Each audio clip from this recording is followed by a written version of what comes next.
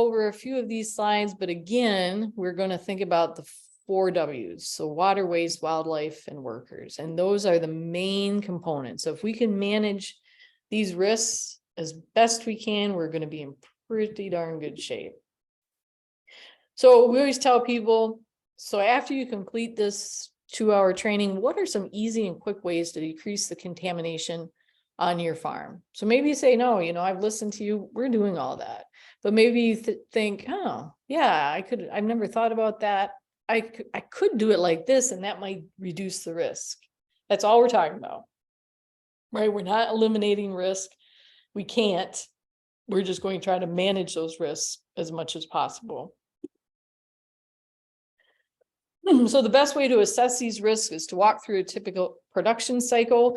And this is something that I am happy to do. And we have growers ask for this, like, especially new ones starting out. They say, I just want to make sure I'm doing everything the best way I can. And that's the thing. I'm happy to come out to your farm, take a look around. There's no cost. And we just give you some pointers, or we talk about it over Zoom and you describe the operation. That's fine. Right. So just assessing those risks. And then just here's some of consideration. What does it look like in your pre-plant side? Right. So what are you doing before you're even planting? So where's the site? Are you using manure in there? How do you prep those fields? Things like that. What about at planting? Are you using transplants? Are you using seed? What are the field sanitation, the worker sanitation, right? What are some of these things to consider during planting, and what does that look like on your farm? So now we're during growing, right? We're not harvesting, but we still need to think about worker hygiene, wildlife monitoring. We need to think about the water, especially the production water we're using. And what about that equipment that's coming in contact with the fields? How does that look on your farm? And then at harvest, right, this becomes even more important. So now we really have to consider worker sanitation, wildlife monitoring, any transport vehicles we're using, and look at equipment sanitation. So any washing bins, any harvest bins, knives, things like that, that could be touching that harvestable portion of the crop. And on the post-harvest side, what are we doing? Right? So what kind of equipment are we using to wash the produce? Do we need to wash the produce? Right? And if we're going to wash the produce, should we add a sanitizer? Do we need to add a sanitizer? Right?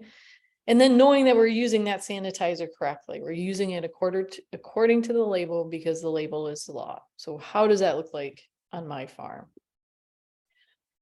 And then also looking at receiving at the facility. How are we getting products in? How is product flowing? Right? So one thing we always say is, especially if you're doing a wash step, we want produce to come in dirty one area, it gets washed, and it comes out clean another area. And that produce that was in the clean part never comes back across the dirty part. So that's best case scenario. And that's called product flow. So clean never comes back into contact with dirty.